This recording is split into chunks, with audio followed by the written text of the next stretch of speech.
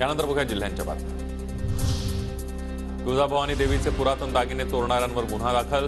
मंदिर संस्थानचे अध्यक्ष डॉक्टर सचिन ओंबासेंच्या आदेशाने 4 महंतांसह 7 जणांवर गुन्हा नोंद। कांदा उत्पादक निर्यात बंदीने हैराण, पण संत्रा उत्पादकांना सरकारचा दिलासा।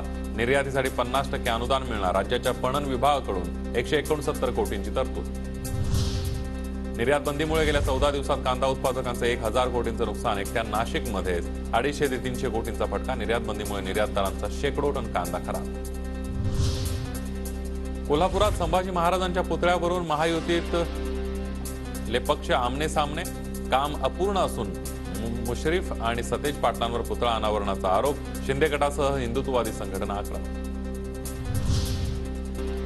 22 जानेवारीला अयोध्येमध्ये राम मंदिराचं उद्घाटन सोहळ्याला भाविकांना येण्यासाठी विशेष रेल्वेची व्यवस्था करण्यात येणार। चंद्रपूर जिल्ह्यामध्ये गाडी घरासमोर उभी असताना कापले गेले फास्टॅग मधून पैसे। शहरातील व्यावसायिक आणि पत्रकार जितेंद्र चोरडियांसोबत घडला प्रकार।